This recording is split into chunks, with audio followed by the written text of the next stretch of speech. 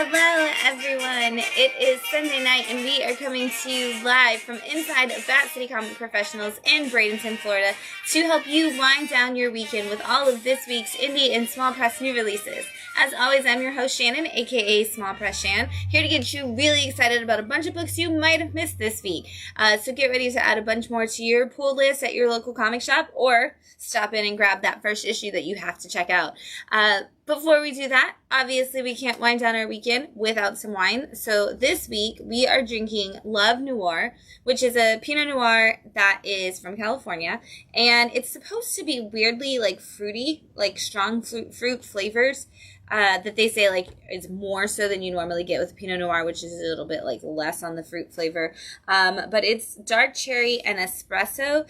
It says it's got intensity and intrigue in it. But we're gonna see if that's actually the case. But it's a really pretty bottle. Nice little filigree. All right, let's see. It does smell fruity. It does not smell very espresso-y. I opened it up. Oh, there it is. Oh, yeah. Definitely starting to smell. Yeah. Oh, when you put your face in to drink it, that's all you can smell. Mm-hmm.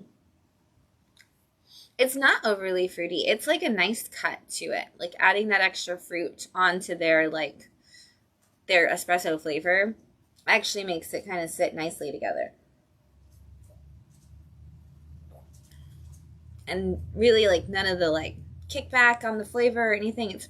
It leaves you feeling like what I imagine drinking espresso, like, feels like on your tongue. I feel like I have more of a coffee, like, residual feel than I do, like, a fruit feel. You do. Yeah, it was fruit. And see, I don't think it's near as fruity as usual. Like, especially, like, when it says it's going to be stronger on fruit. Like, I don't feel like I got... Especially not since it's supposed to be a cherry flavor. Like, it's not as cherry as I expected it to be, when them saying, like, oh, we, like, extra fruited up this. Like, but it does say, I'm going to see what it says.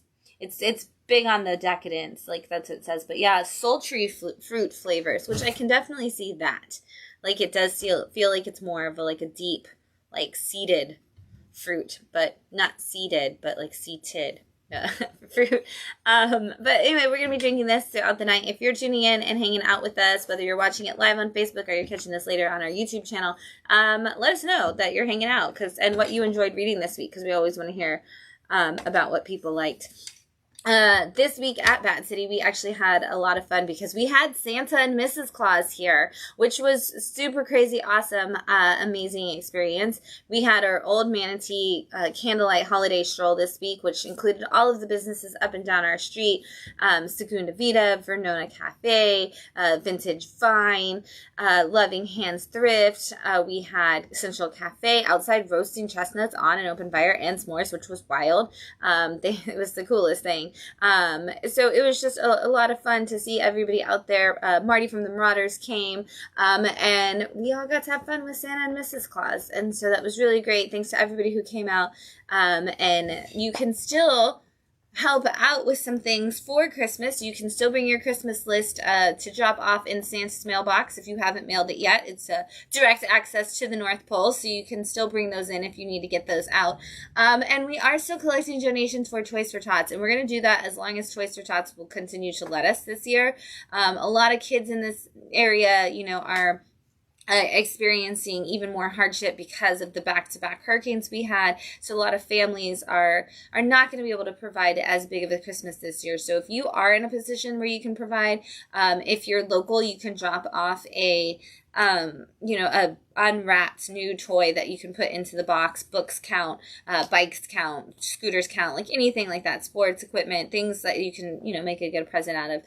If you're not local and you are like, hey, I'd love to make a donation for y'all to buy Toys for Tots, please shoot us a message. You can contact us on social media. You can always go to our PayPal giving and say specifically like you want to help with Toys for Tots donations, because we just want to make sure that every kid has a bright and merry Christmas, and and we would, appreciate any help that we can get making that happen for the kiddos in our community. Speaking of kids in our community, this week coming up on Saturday at noon is Story Spelunkers. So if you've got a kid who loves reading, or maybe a kid who's struggling with reading and you want to get them excited about it, this is a great time to bring them out. They get a free book. We get to have fun reading it and doing some kind of activities together. So it's going to be a lot of fun. That's Saturday at noon. And then a Saturday evening, I will be out downtown Bradenton for the Winter Wonderland experience, which is always a fun time. We're going to be doing create your own Christmas stories with the kids and helping them get to make that. And I got a great tip that if you create your own Christmas story, there will be time for you to possibly read it on the microphone at the Storytime Center at Winter Wonderland. So if you've got a kiddo who loves to tell stories and would love to share their story with other people, that's a great way to do that. And speaking of fun experiences like that, just a shout out really quickly to our friends at the Dark Side Comics and Games over in Sarasota, who once again invited us to be a part of the Sarasota Holiday Parade with them last night. We had so much fun. Thank you to our amazing friends, Glinda and Elphaba and Spider-Man and Alex, who came out and helped us with that, just making a lot of kids' holiday season and adults' holiday season kick off with a fun bang. And again, thank you to Brian and Darkside for having us. We love getting to go out there and just be a part of that experience. So, if you were there and you have pictures, feel free to tag us in it. We'd love to see your pictures. Even if we're not in it, we'd just love to see your pictures of your fun experience at the parade. And that said, we're going to talk about some comics. So we're going to kick it off this week with What's the Furthest Place from Here, issue 20 from Image Comics. If you would have told me 20 issues ago that this was going to be as long of a series as it is, I would have been like, oh, wow, I thought this was going to be like most of Matt and Tyler's series, where it's going to be 4 to 7 or 8 issues. But here we are, we're 20 issues in, and it still keeps just getting better. So if you've not ever read What's the Furthest Place from Here, one of the things you need to know to start out with this is kind of one of those post-apocalyptic worlds where kids are all that's left, and you're told once you hit adulthood that you have to leave the settlement and go out to basically get sick and die because you'll turn into a monster. But here we are, 20 issues later. We've since learned that is in fact not the case, as one of our characters, Sid, had found herself pregnant at the very beginning of issue 1, not really knowing what that meant, and kind of went on a journey to get away from everybody, to keep them safe, and has discovered that everything we thought about the world is not true. Now we've made this journey, we've found a map, we've headed out into all kinds of crazy places, and we have come to a place where it's hey, what's on the other side of it all, and we're gonna figure out what we find in that furthest place from here isn't that different from what we would have found back home. And so where we are leading into this the next issue is crazy, cyclical and yet completely different. And I'm so curious to see what Tyler Boss and Matthew Rosenberg are about to do with the weirdness that they just set up at the end of this issue.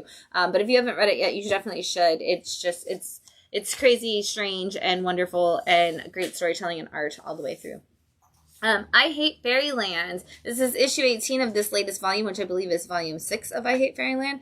And this is Happy Endgame, which is the little mini-series part that we're, the name of this arc that we're going through, which is important because Gert has found herself in a place that she never expected to be, where after living in Fairyland for all this time and attacking all these people, they're finally coming back to haunt her, including all the other versions of herself. And Gert, who can never leave this happy, wonderful place, is very scared of what is to come. And she's asked the leaders of Fairyland how can she defeat this, and they've basically told her, you're going to have to go through and find some of the famous people who have survived their version of Fairyland before and get their help.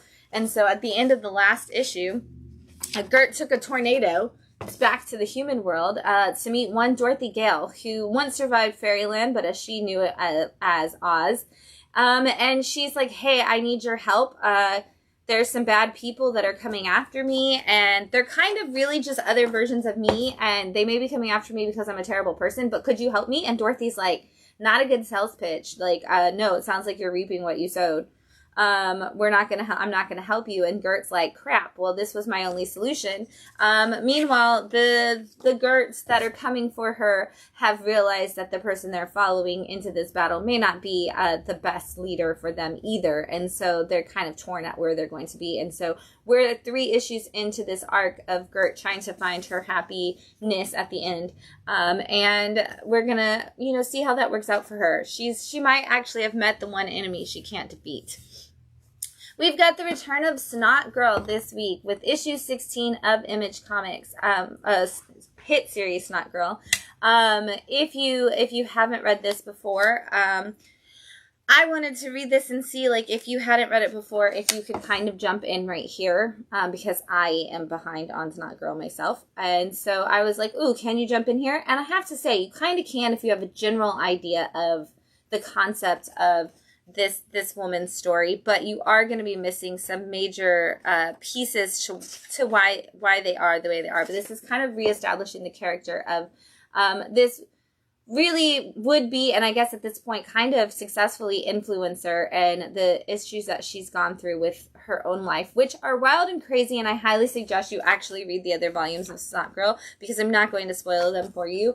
But she has now kind of decided to lay low and met somebody, and this kind of establishes starting at that. Like, what does that blooming of that relationship look like? And then how does she take it public in a world where she's kind of put all of herself and everything that she's done on the internet for so long? What happens when you have something that you actually want to keep from other people?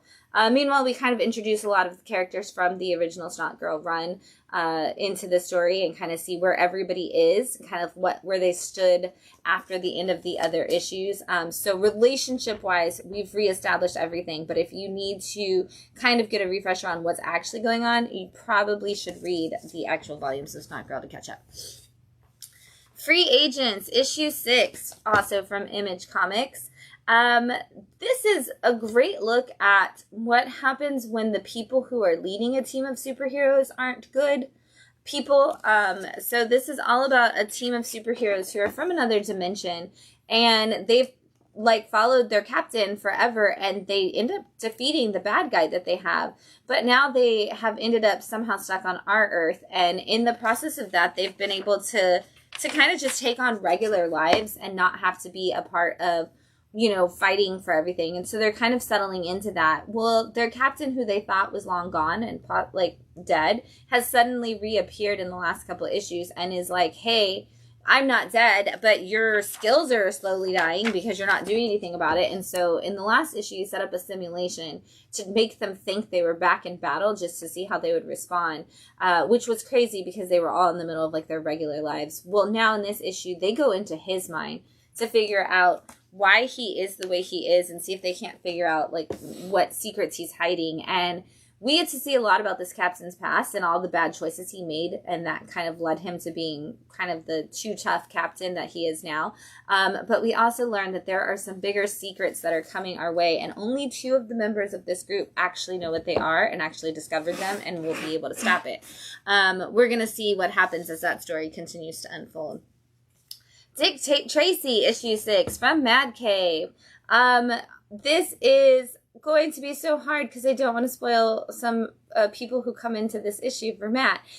So if you haven't read Dick Tracy's new story yet, you should, is there a scene I can show that doesn't have any spoilers? Okay.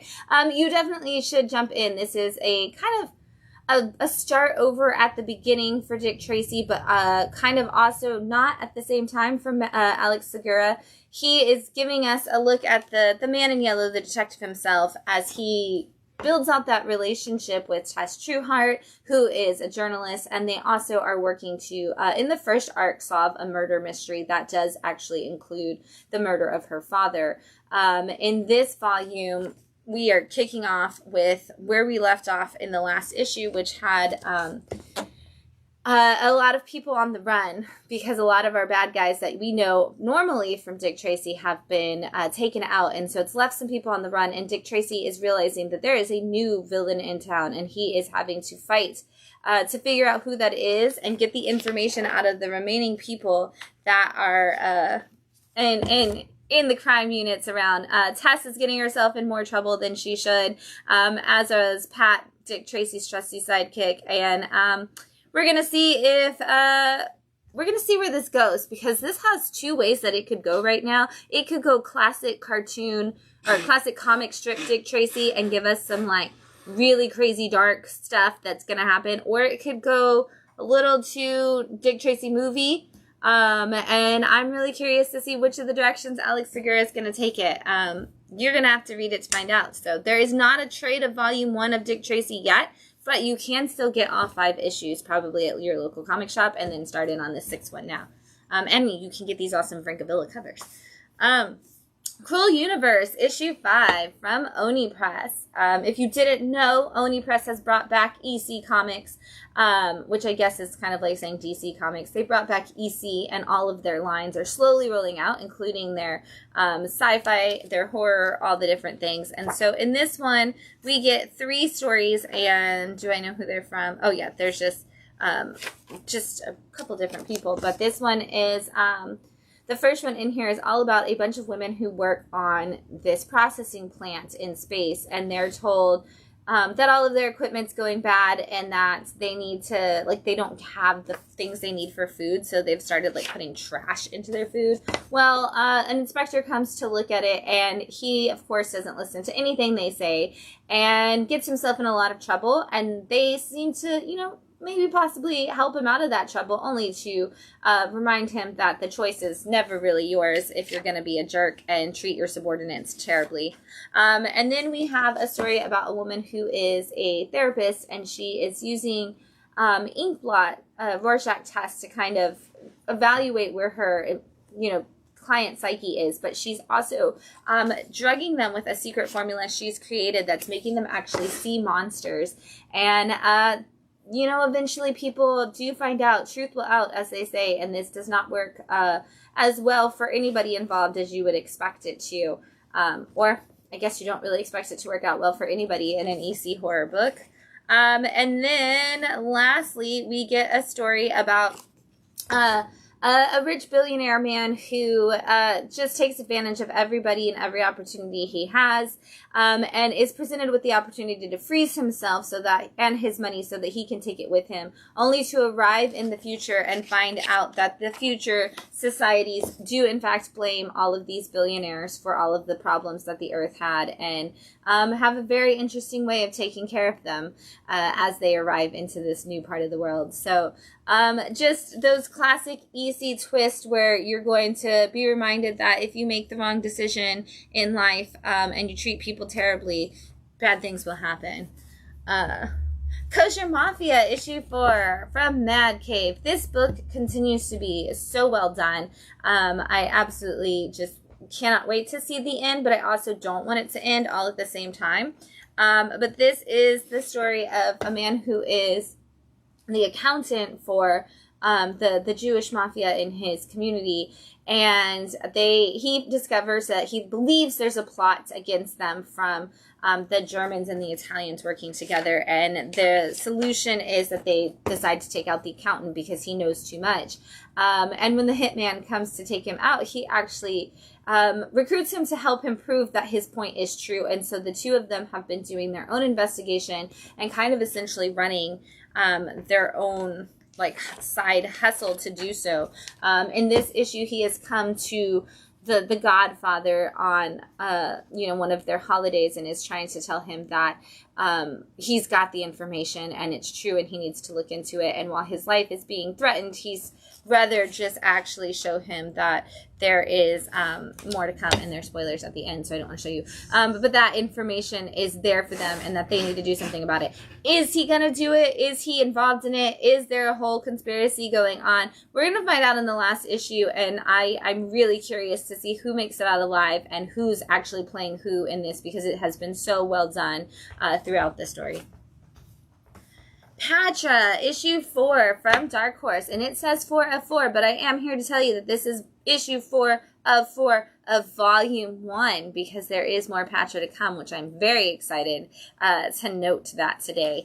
But if you haven't dove into Patra just yet, it is the story of a young girl who may in fact have been murdered by a serial killer who seems to have the ability to still be on our earth, and is maybe possibly still the person who can actually stop him. And so she's been trying to hunt down this serial killer and figure out what's the best way to go about killing him and taking him out before he can hurt anybody else. And as it stands right now, he actually has 2 girls kidnapped that he has taken to this barn and is going to possibly murder. And Patra is the only one that knows where they are and the only one that can stop them. But we find out in this issue that there is way more to this serial killer's story than we have been told so far. And little breadcrumbs and clues that have been left along the way have led us to some big reveals in this issue that are enough to give us a whole nother arc of this story. And I cannot wait for it.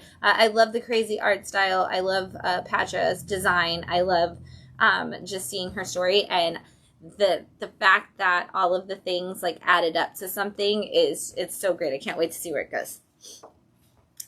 Rocketeer breaks free, issue 4 from IDW.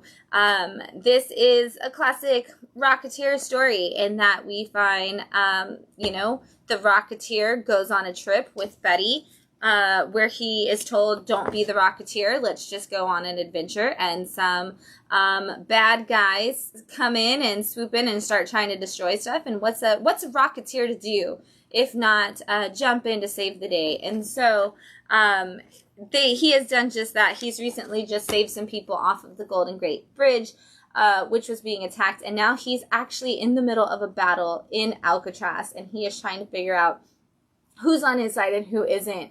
And, how is he going to get out? And initially it seems like maybe even the prisoners are going to be against him, and there's just no hope for the Rocketeer. But he does end up, coming up with some plans, as he always does, and seeing where they go is great. I do think it was the funniest thing ever, because Santiago yesterday was like, I want to put Rocketeer maybe on a Santiago Saturday, but I don't want to encourage people to think that, like, the Golden Gate Bridge was, like, once destroyed by Nazis after World War II. And so I was like, I'm sure people will know that the Rocketeer saved the day, and it'll be fine. Teenage Mutant Ninja Turtles Night Watcher, issue 4, also from IDW. If you haven't jumped into the new Ninja Turtles world, we are kind of picking up a little bit where we left off and kind of giving some new direction to that. This, though, gives us a story that's separate of the Turtles. This is in the city, the mutant city where all the mutanimals are living, and kind of just trying to survive their best when there's so many regulations coming down against them just for existing. And a lone mutant has taken up the helm as the Night Watcher, and she is doing her best to protect animals and get them out of the city and get them to safety in whatever way she can. In this issue, she has found a person who actually has information on the city leader, I guess it's the mayor, who is running all of the problems against the mutants, and she is trying to get their connections with these mob bosses and everything, and she needs that info, but they have sent somebody else to eradicate this problem, and she has to fight against it to remind them that, like, mutants matter, and we need to stand up for them. It's gonna get a little bit bigger as it goes. This is one of my favorite Ninja Turtle characters of the recent years, and I'm happy to see that they still have their own solo book and are fighting. And if you want to know who it is, you need to read it. Prairie Gods, issue 3 from Mad Cave. What a big Mad Cave week this was. If you haven't read Prairie Gods, it's kind of a little anthology of stories that are more on the horror side for the most part, of this one area, this like small town. And in this issue, we see a man who is celebrating his 127th year of life. And a friend goes over to have a drink with him on the porch, and he starts telling a story about his time in the war and his experience in No Man's Land. And if you don't know, No Man's Land is what they called the area between the trenches, where you kind of like nobody went in that spot, because if you did, you didn't survive. And so he's kind of talking about what it was like to go through a battle, and they had to make their way through No Man's Land. Like, he was just working his way in it, and it's like, okay, it seems like everybody is gone. There's, I'm gonna make it through. Nothing, like, I actually got through this battle. And then as he's there, like, this mysterious light and figure shows up, and he's like, what is happening? What is this? And we get some little supernatural experience for this man in No Man's Land, and maybe figure out a little bit about how he's able to live as long as he has, and some creepy things that have happened along the way. This has just been a great anthology. It's one of those where you don't have to read it. There's no connecting story. It just all happens to be in like the same neighborhood. But if you're looking for some great anthology stories, there's some good ones in that for sure. Survival Street, The Radical Left, issue 3 from Dark Horse. If you know me, you know that Survival Street was one of my top 22 books of 2022.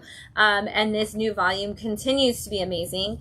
If you don't know Survival Street, it is basically a world where we've gotten to the point where businesses and corporations believe that they should be counted as a person so that they can vote. And now they have taken over actually running the government. And in that decision, they have put out of business the people of Salutation Street, which is, of course, their equivalent of Sesame Street. And the Felt Americans, who we would know as the Muppets, have now started a rebellion against this capitalistic society. And in this issue, one of them has been captured by their former producer, who is trying to figure out how to essentially use them through AI to forcibly make their messages heard from characters kids trust. And we learned some dark secrets about Coco Melon in this issue too, which is hilarious for anybody who has children or has ever had to watch a Coco Melon episode. But we also see that there may be, no matter how much work you put into it, like if somebody does steal your likeness, are they able to turn you into their side and win the war without ever even having to lift a finger? And this issue kind of goes really deep into that. And we see some people who sell out and some people who stand strong. And it's a great book about rebellion. It's a great book about where we are in our world right now. And it's all done with Felt American Muppets. So if you love Sesame Street and you love rebellion, please read Survival Street. It's so good. We've got Sherlock Holmes, The Dark Detective, Claws of the Chimera, issue 2 from IPI.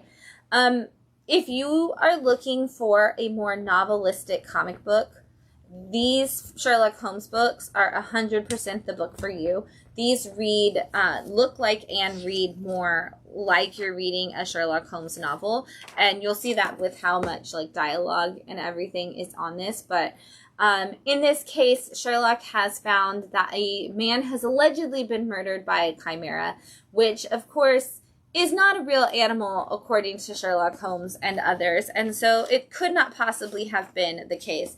As always, Sherlock has stepped on way too many toes and ruffled all of the feathers and has been thrown off the case, as well as his handlers from the Scotland Yard, and is told he's not allowed to be a part of the investigation at all, which, if you know Sherlock Holmes, means that he has gotten further into the investigation than ever before.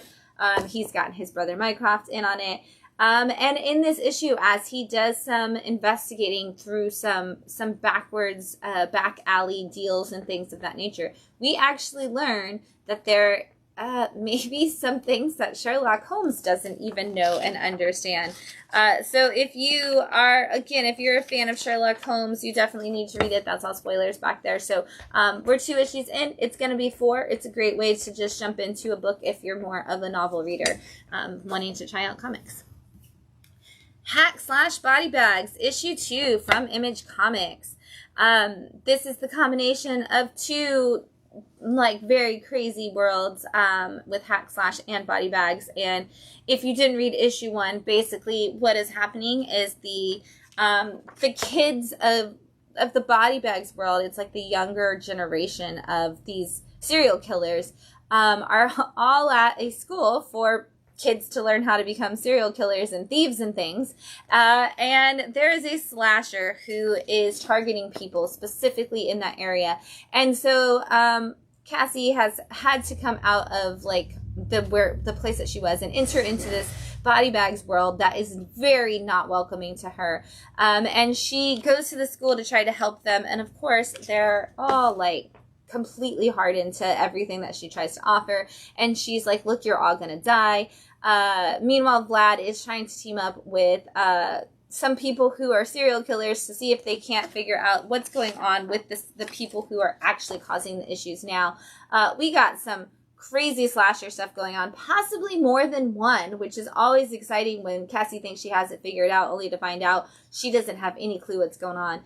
We've got 20 bloody years of mischief, mayhem, and murder going on in this issue. So grab this. If you're a fan of hack slash, it's just a fun, wild ride. The Exorcism at 1600 Pin, issue 2 from IDW.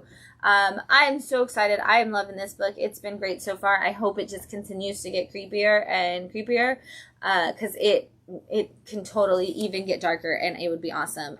But this is all about a woman who becomes the president of the United States. She's the first female president ever, and she moves her family into the White House with her. Immediately upon doing so, her children have to go to a new private school with a bunch of kids who are extremely rich and completely snobby. And her son wants to fit in so badly that he decides that he's going to participate in a prank at the school.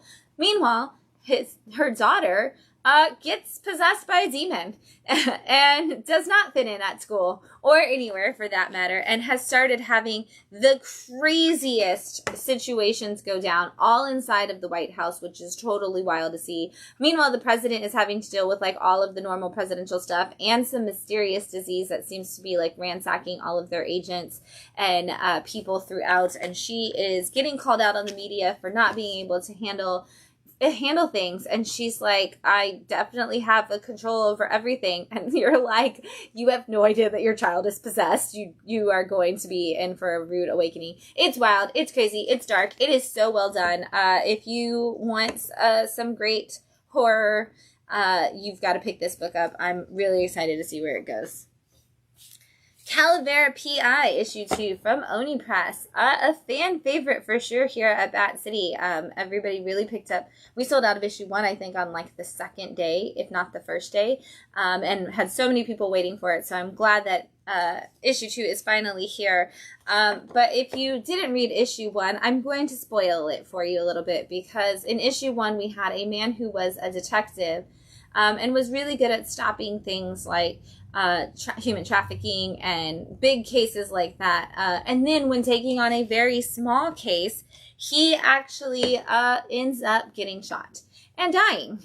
And a woman keeps his like practice kind of alive, not in actual practice, but in theory with like stories. And she was a reporter who was following him, and she kind of starts like a whole book series and storytelling about him. Well, one Day of the Dead kind of situation, she looks out the window when she gets a suspicious phone call, only to find out that some very bad people have stolen her son, and their answer is she must bring Calavera in to investigate like the situation. Like, they want him for themselves, and she's like, I don't understand how I'm supposed to get my son back. This man is dead. And here we are in issue 2, and it turns out there's something else going on. Is this just like a temporary thing? Is this man actually back? Is there something we can do to actually solve this mystery? We're gonna figure it out, but we've got one great detective right here, and he is doing his best to put the pieces of the puzzle together. And if you like detective stories, especially with a little supernatural twist, you're gonna love this one. Hour of the Wolf, issue 2 from Mad Cave. I'm really excited because this is essentially just bringing back like the Wolvenheart world of Mad Cave, which is one of my favorites. And so I'm really excited to see like something adjacent to that. We haven't really brought it in. We just kind of make reference to it. But if you didn't read issue 1, it involved a man who had a painting that he got, and he kind of became obsessed with it, kind of got sucked into it, kind of lured his whole family into this painting, where bad things were happening, and a man broke in and was like, I'm here to save everybody from it. Well, he has now gone into that painting himself, and in this issue, we actually get to have a conversation with the man who painted the painting, who is trapped inside of it himself, but kind of by choice, and we get to learn about his demons and the darkness that made him create this, like, deal with this essentially demonic force behind this painting. It gets wild. Our hero is really just trying to, like, help get like this family safe and away from it. But we learn a little bit more and more each issue about what is actually happening here and what dark forces lie ahead. And I'm so curious to see, especially if this does end up really fully connecting to the Wovenheart universe, because it does include so many of your, like, classic literary characters. It was kind of essentially like League of Extraordinary Gentlemen for Mad Cave, and so I'm kind of curious if we're going to see any of that come into this, because they do keep mentioning, like, the Wovenheart Society and the organization that he works for, so I hope we get to see some. All right, before I talk about the number ones, I'm going to take a drink of this wine.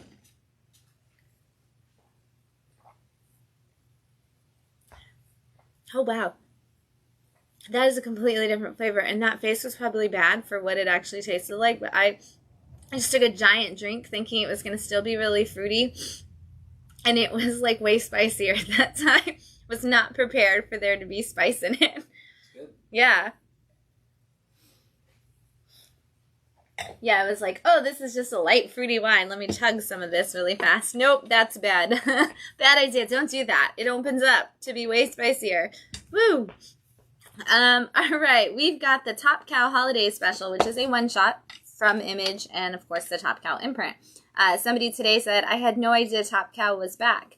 They kind of didn't really leave, but kind of did. Like, we've been getting, like, the dark side, like, Image or specials and things like that, especially ever since Image had their big anniversary. And Witchblade is back. So if you didn't know, I said the dark side, the darkness, not the dark side. That's but in this we actually do get a couple of issues, a couple different stories. And the first one is our Witchblade Sarah remembering a story about her grandmother, that her grandmother always told her, about the Italian Christmas witch, and how this Christmas witch is just, she brings presents to everybody. She brings candy to the good kids and garlic cloves to the bad kids, and she kind of is like, she has to give me something because I'm not just a bad kid. And we get a really cute special that kind of, like, just gives you all the warm holiday feelings out of it. And then we have, like I said, there is a story of the darkness, and ‘Twas the Night Before Darkness, where some little minion demons are who are crass and adults, very adult, trying to tell a story of ‘Twas the Night Before Christmas to their own children. But like I said, they're demons and they're crass. And so it is very a vulgar story of taking Santa Claus out on accident and needing somebody to step in and having to call the darkness to save the day. And it's just kind of a funny, hilarious, like, what is going on here kind of story for each part of it, but a great, like, way to do the night before Christmas. And then we have a last one, which is an Aphrodite 9 story, which is all about her experiencing a 12 days of Christmas kind of situation, which is fighting her way through 12 levels of torture that are all themed around the 12 days of Christmas. So if you're like, hey, I missed Top Cow and I want to see more, this is a great way to do it. And honestly, this was one of the most requested Christmas specials this week, so don't miss it. Christmas 365, issue 1 from Dark Horse. And you'll notice this has your art from Where Monsters Lie. We have Peter on the art here, and I'm very excited. This is so great. I cannot wait. This is one of those books that, like, is teetering on, like, really, really getting closer to that pick of the week, like, the more I think about it. But this is all about a man who is really, really bad at being a part of his family. Like, he's just that guy that nothing, like, that lovable loser, I guess, that nothing works out for. Like, he is at work. He's got a coworker who gets promoted to the manager, and of course like keeps making him do everything, and like convinces him to buy a present for the boss, but like specifically tells him like something the boss wouldn't want, while he goes out and gets the boss like the best thing. And he doesn't do Christmas very well with his kids. Like he's completely like not decorated or done any present shopping. So he goes to take his kids to meet Santa, and he ends up sitting on Santa's lap. And Santa tells him, you know, the reason you're struggling is because you have to remember that Christmas needs to be something you celebrate every day in your heart. You know, like you can't just make Christmas one day. You've got to keep the Christmas spirit 365 days. And then he ends up in a fight with a man who's like, hey, Santa's for children. Get out of here. Like, the line's long. I need to see my kid. Needs to see Santa. And we get to see like how him and his wife are just not doing very well, and we kind of learn why he's kind of falling apart a little bit, only to learn that he does have an epic plan to keep Christmas every day. And is it going to work out for him? I mean, you can look at the cover. It's not going well. It's great because it's just kind of, you feel bad for this man because he is kind of trying, sort of. But everything is just going wrong. And you're just like, this is, you know, it's like one of those days, I guess, where you just wake up and everybody sucks. That's about as far as I can say that before I have to pay for it, right?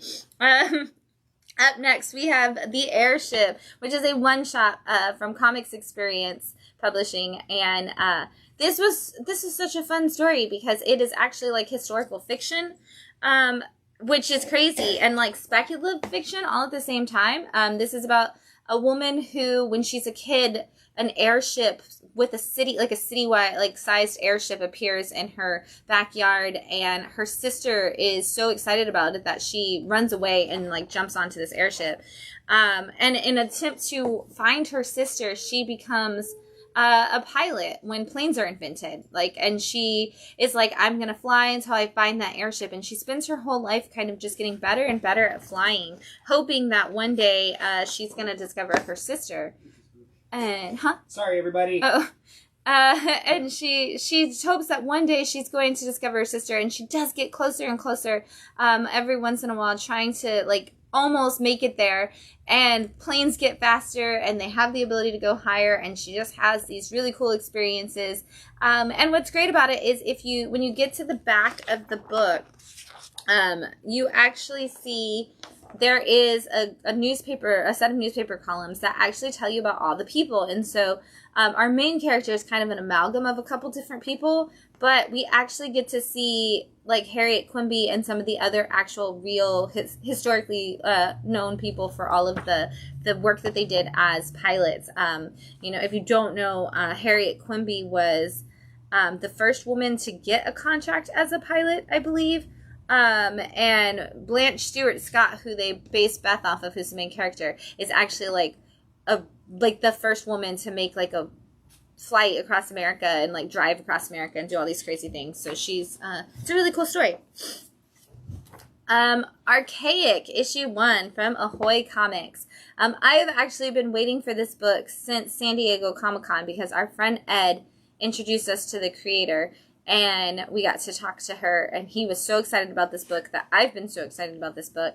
It is made by Melissa F. Olson, who is a big fantasy writer, and this is her first break into comics. And this is all about a woman who goes by the name Tess, and she's got 3 kids, and she's kind of just trying to get it together because her husband has passed away, and there's people after her that believe that she's got access to her husband, and she's like, he's dead. As far as I know, he's dead, unless he just disappeared. Like, we don't know. We haven't seen him. And they're like, you know where he is. You're hiding him and all his money. And so she keeps having to go on the run with these kids, 2 of which are hers and her husband's, and 1 is her stepson. Well, after they discover where she is, she gets the kids and says, we have to go one more time. But as they're getting ready to leave, somebody knocks on the door, and a mysterious letter slides under the hotel room door with an invitation for them to come to the docks to learn more about her father, who she's never met, and the estate that he left her. And when they get to this place that she's supposed to go, they are put on a boat and told, you're going to go to the manor and the beach on this island that your family is from. And they don't really know what's going on, but we're going to, as we get to the end, we kind of start to see things that lead us into the fact that there is more to this than we thought possible. If you are a fan of the concept behind Helen of Windhorn, this is going to be another really good one for you that's going to have one of those almost Portal-esque type fantasies where we go from into some kind of magical world we didn't know we were a part of. So definitely check that out. All right, this actually, I'm going to do this one first. This one actually came out like last week, but I didn't get to talk about it. This is Archie is Mr. Justice. And so Mr. Justice, issue 1 from the Archie Comics world. And it's actually going to lead into a big universe, but this is a story told by Jughead about Archie getting powers and so becoming a superhero. And so basically we see Jughead kind of getting bullied as he's like the newer kid in town kind of situation, and the bullies are picking on him, and Archie comes out to save him, and we learn that Archie has superpowers, and Jughead, being the comic aficionado, helps Archie figure out how to become the superhero that he needs to be.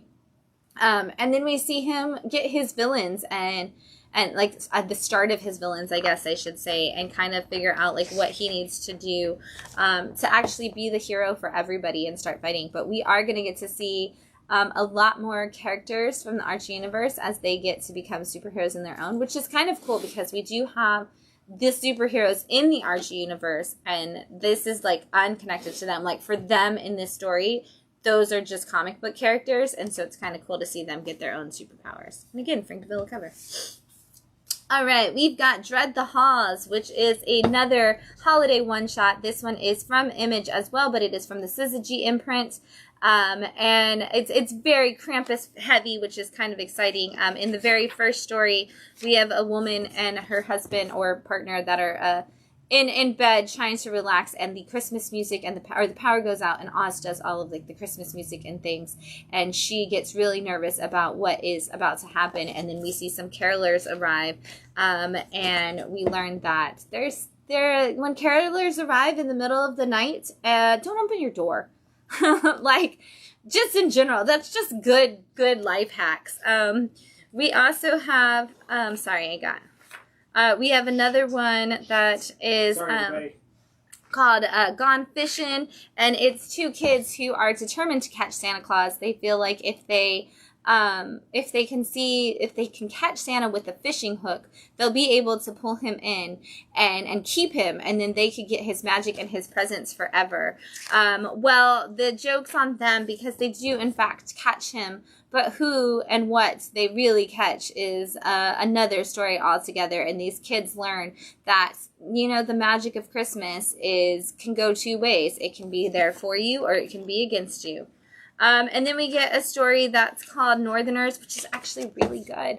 It is about a guy who is out in the north, and he's getting to the place where he needs to find a place to stay because it's getting dangerous out there, and he sees an ice cabin, and when he goes into it, there is a woman in there, and he learns that her story, and we get one of those classic like Christmas ghost kind of stories, which is really good and really beautiful, and I love the way it plays out. And if you like only read one story in this anthology, please make it that one. And then, of course, we have to have a Krampus story in our Dread the Haws book. And so we have Krampus Slayers, which is about some kids and their Krampus experience as he knocks on the door and makes them, you know, are you the good kid or is Krampus coming for you kind of situation. So if you're looking for a great horror anthology for Christmas, this is definitely the one. And you get this cool Maria Wolf cover with it. Long Cold Winter, issue 1 from Mad Cave. If you paid attention to our social media, you might have seen this today from Matt. I have a feeling you're also going to see this next Saturday from Santiago. So, because it's so incredibly good. And it would be good no matter what, just for the Stefano Cardacelli art, because it is so fantastically drawn. I love all of the work that he does all the time. But this is the story of a guy who's got a bounty on his head for all of the things he seems to do that makes people very angry, usually for doing the right thing when people don't want him to. And a young kid comes up to him and is like, hey, I'm a robot. And, you know, I could use your help. I need to get to this place. I need to get out of this city and into another one. And I think you can help me do that. And he's like, I don't do that. Like, that's not my thing. And he's like, well, you got to. I need your help. And so, of course, because he's really actually a decent human being of sorts, he is like, okay, I'll help you, kid. But it also kind of gives him a chance to really stick it to the people in power, which seems to be like a thing he likes to do. Meanwhile, air is capitalized at this point. Like, we cannot breathe the air that is actually around us anymore. We're kind of in this apocalyptic wasteland, and so people have like taken all the air for themselves and turned it into much like a tank girl with water kind of situation, but they're doing it with air, and he seems to have the ability to get that somehow. I'm really excited to see where this goes. There's so many more layers to that, but you've got to pick it up and read it to do that, and you're gonna want to, because you always want to read the Stefano Cardicelli art books that come out, and Francesco Perello is a great partner for Stefano. All right, I've got 3 picks of the week, and they are all over the place. So, first up is Monster High, a holiday special. I'm so excited for this issue. This was also a great classic ghost story, but told through the world of Monster High.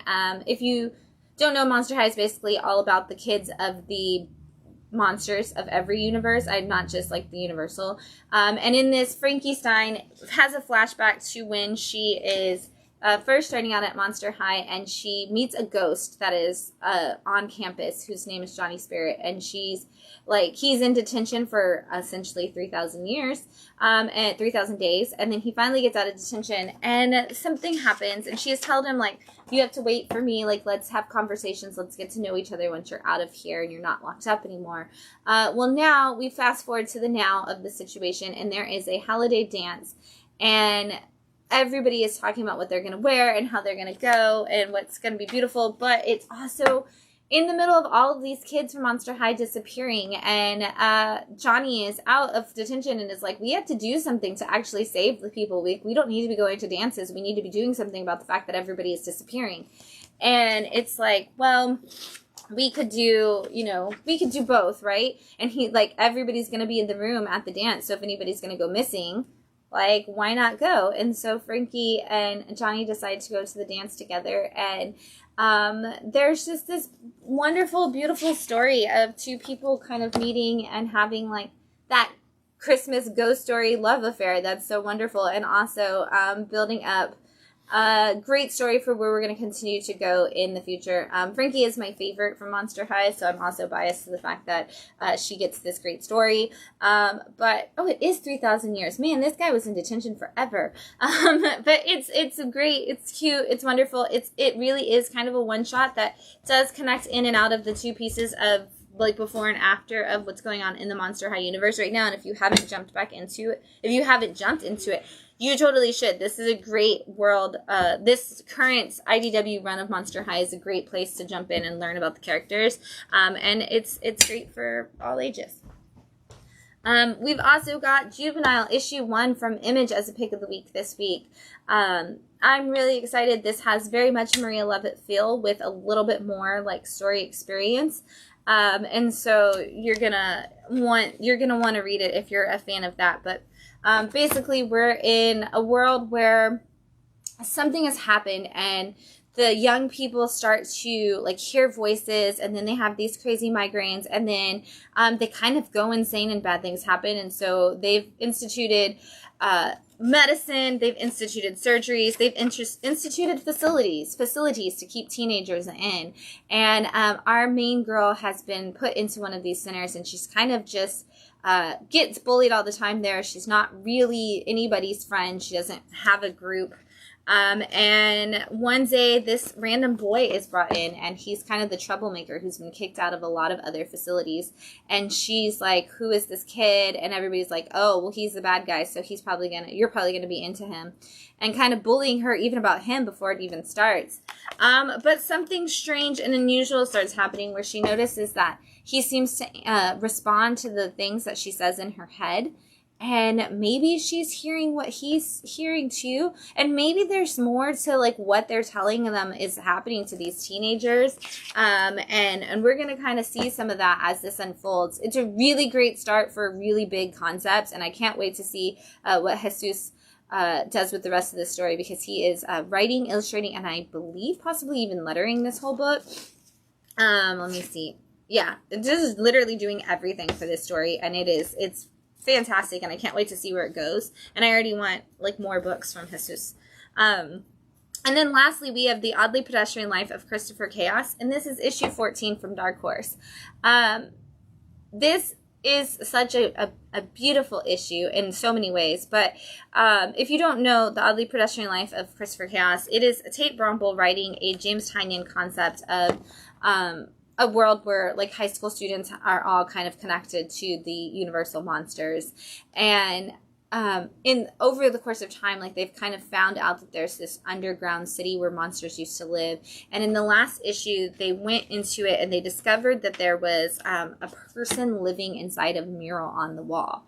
And they have now come to find that that person is telling them the story of that mural.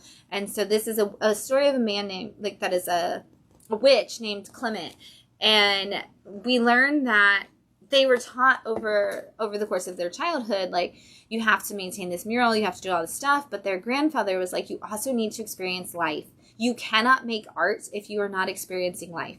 If you do not go out and have the way that the bees go out. He says, the bee goes out and witnesses all the flowers and collects pollen and stuff and uses that to make the art that they're doing and to feed their families. And you need to do all of those things. And of course, he doesn't take that to heart, and he finds himself becoming obsessed with the mural and the concept. And finally, in his adulthood, he finally gets to a point where he starts to actually develop a relationship with somebody and see how that kind of comes to fruition, only to find out that the secret society that has been destroying monsters for generations now has come for them, and he has one thing left that he can do, and try to save not only his people, but this mural and this art and this monster history and this magic that comes with it.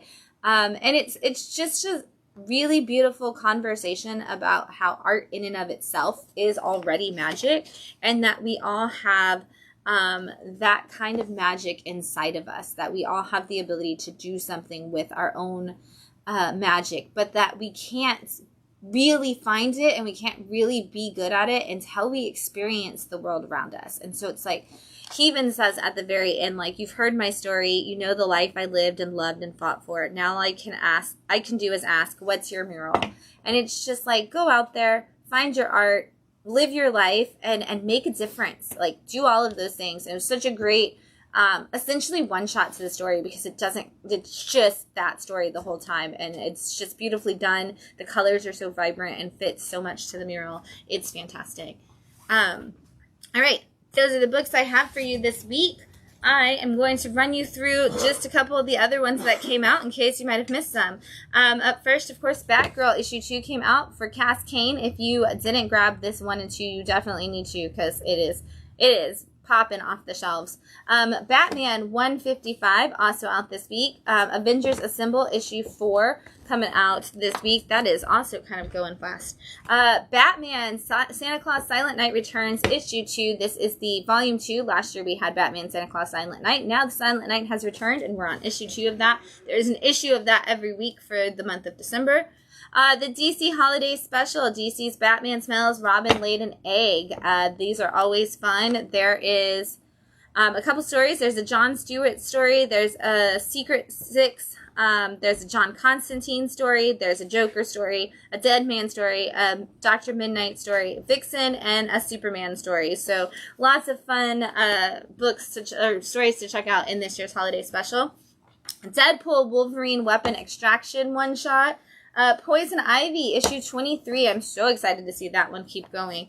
And the new, we'll talk in a second, but the new trade just came out too. Star Wars, The Battle of Jakku, Republic Under Siege, issue 3.